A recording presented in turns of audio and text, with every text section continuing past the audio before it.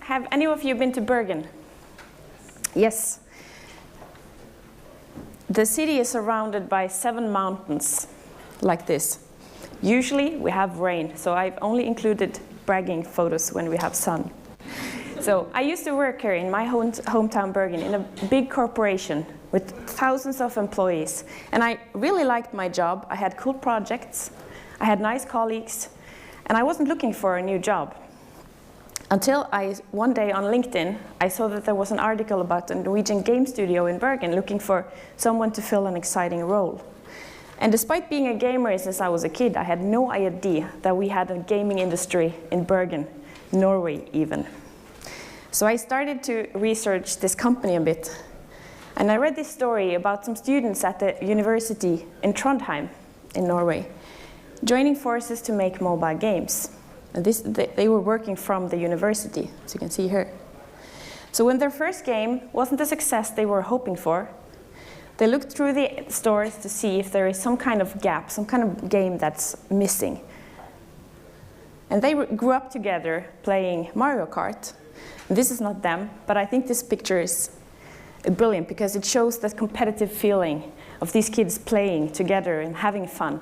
And this was kind of an experience they couldn't find for a mobile game back in 2011. So they wanted to recreate these feelings and these memorable moments they had as kids. So they launched a game called Fun Run. And a few months after launch, it trended worldwide on Twitter, #FunRun. And we saw videos like this.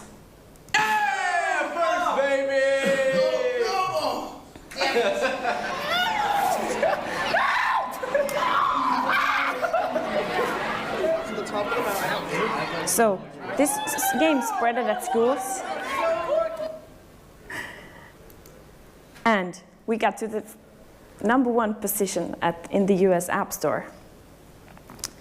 And no Norwegian developer had any apps in that position before. So moving from the school, from their kitchen, they rented a real office and started hiring people.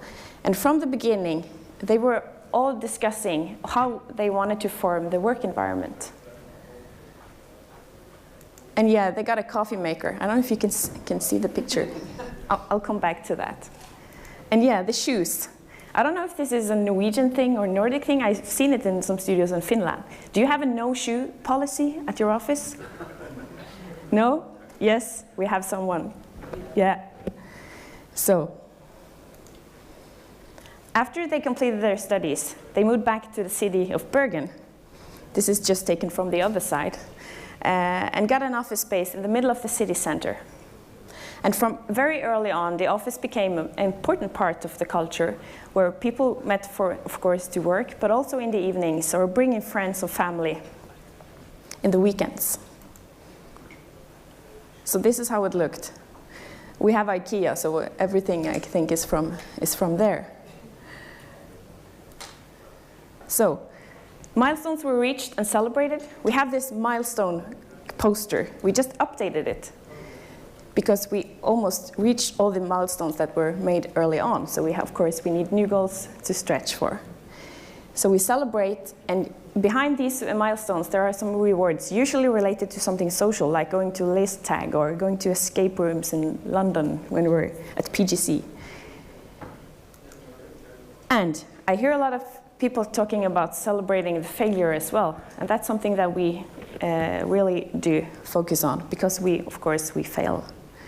So this is how we do it. We talk about what happened, how we can avoid it from happening again. Then we learn from it, and then we celebrate. So this is a celebration of launching a game that wasn't good enough to be launched. So we celebrated. The team learned from the mistakes and made a new game called Fun Run 2.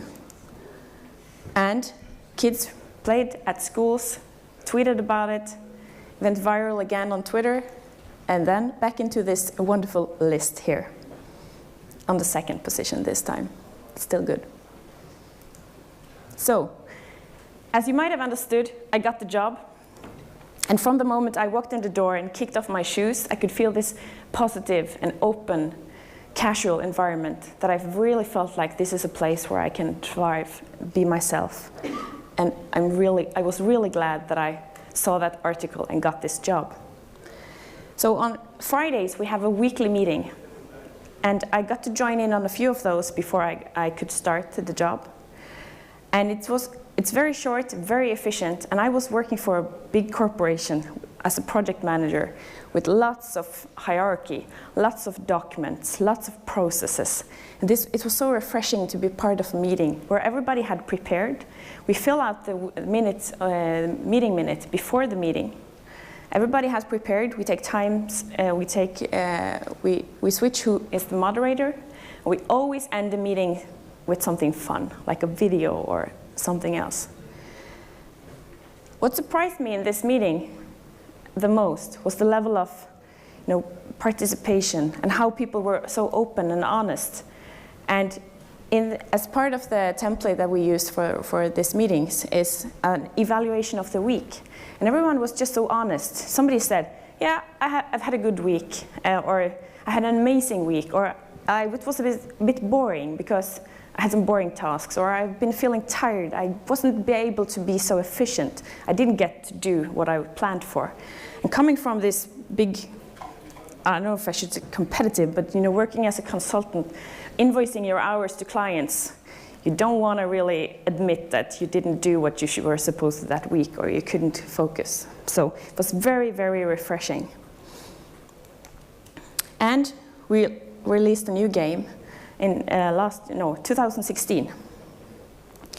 And back to celebrations, we always have non-alcoholic beverages as well for these celebrations, but I get that question a lot.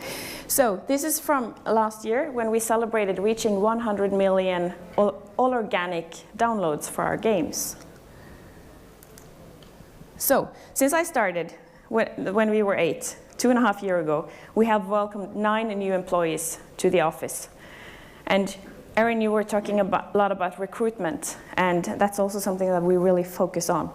So we also have an extensive recruitment process, and it's very important because it's so important for us to be able to communicate how this is, and culture is not constant, but to have people considering coming to work for us to get a sense of how things are, how we work together and what we believe in, how we behave. That's been very important. So we never rush these processes. It's so important for us to find the right person to come and join us. So the team grew. The office that we had got too small, too noisy. We had everybody working in the same room. We had the coffee maker in the same room. There was no place where we could, stand and chat around the coffee without disturbing everybody in the room. So we needed to find a new office. And learning from previous jobs I had, I realized how important the office itself is as a part of the culture. So we really wanted to stay in the city, as this office has been a natural meeting point for so many. We installed an alarm that was automatically set on in the afternoons, but we had to change it because there was usually people there in the evenings. And it's not to work because we do not crunch. We want people to stop working when the day is over. But it's just people meeting, bringing their friends, being in the city and just dropping by the office.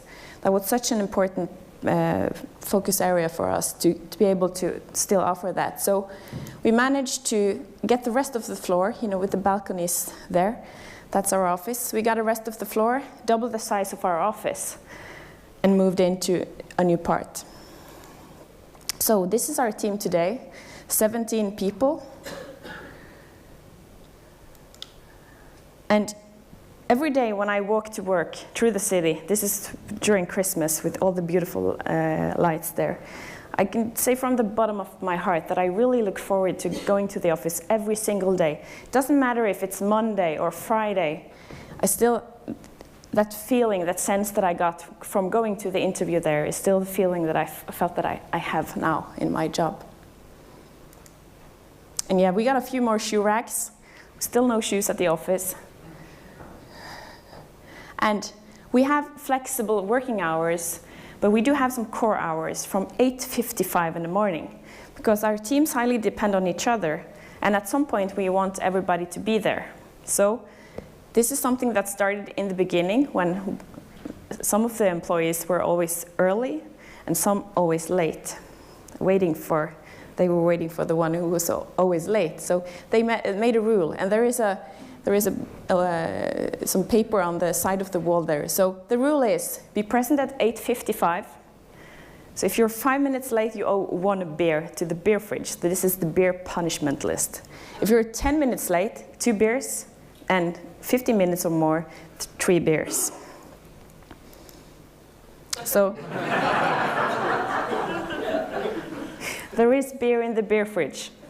And every month we have something, I think is Norwegian, it's called lønningspils. It's the meeting for beer when we have our salary.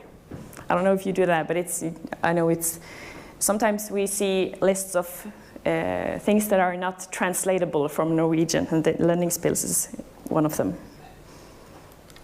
So at 9 o'clock we do our morning check-in.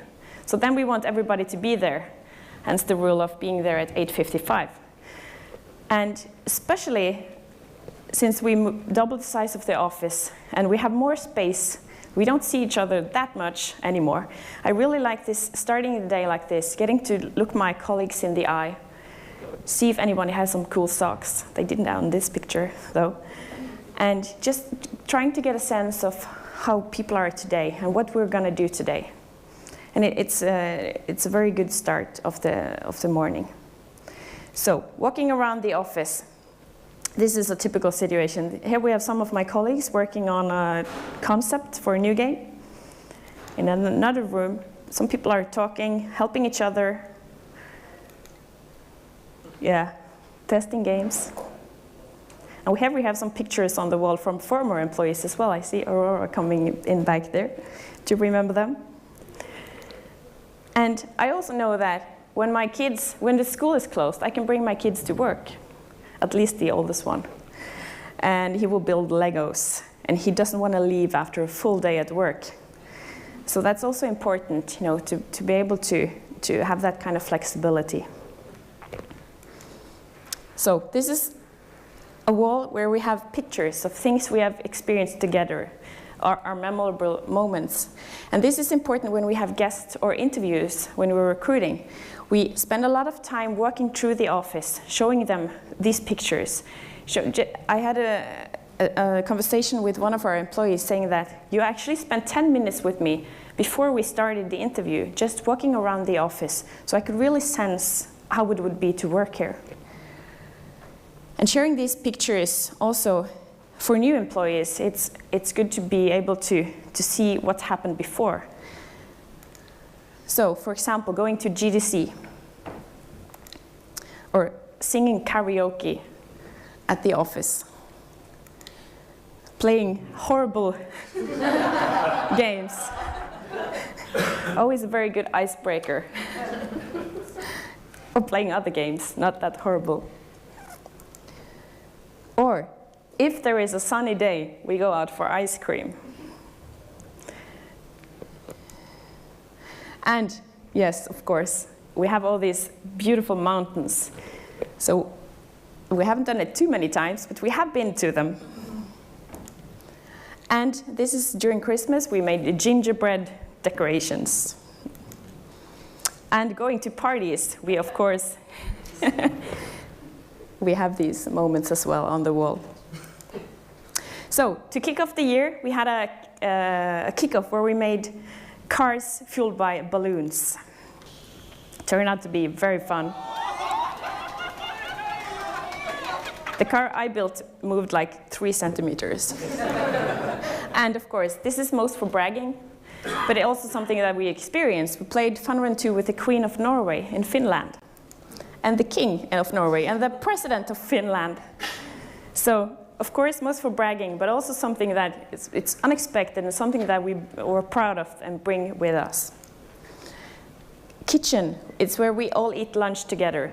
And during lunch, it's also a perfect time to get a ticket to the wine lottery. So if you share something, do a little talk, you get a ticket. And it goes to the jar of dirty sharing. And this is me winning from sharing something that I learned at PGC Helsinki. We do retrospectives of the company, so things that are part of the culture is also something that we evaluate. and coffee breaks is important. I think I have to get to the coffee now. So, one of the rules is remember coffee with your squats. And it started with somebody saying that we should have some exercise as we are drinking a lot of coffee. So, the rule was 5 squats for a cup of coffee, increased to 7, 9, 10 squats, 12 squats, and 20 squats.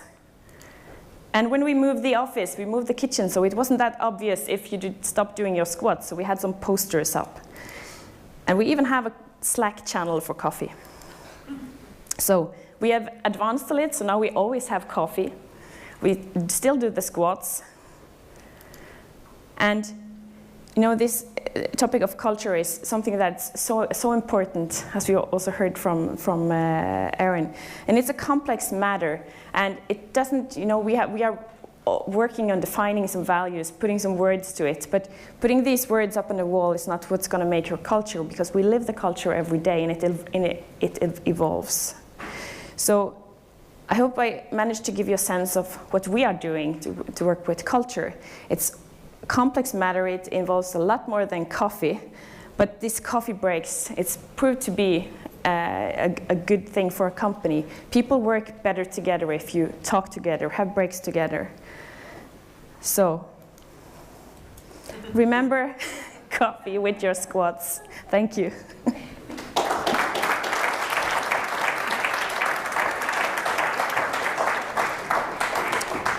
Do we have time for questions?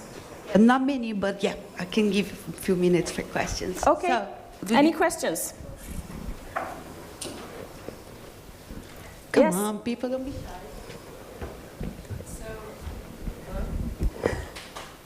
I'm wondering, when you joined the company and they were 8 people, and now there's 17, like, what was that transition like? And is there any tips to companies that are scaling that same way? Yeah, we've learned a lot of things scaling like that. For one of the things we did was we changed the office language, so we started speaking English because we started hiring people that didn't speak Norwegian. That wasn't a big issue, actually, and I feel so weird because there are so many Norwegians here. It feels so weird to speak Norwegian.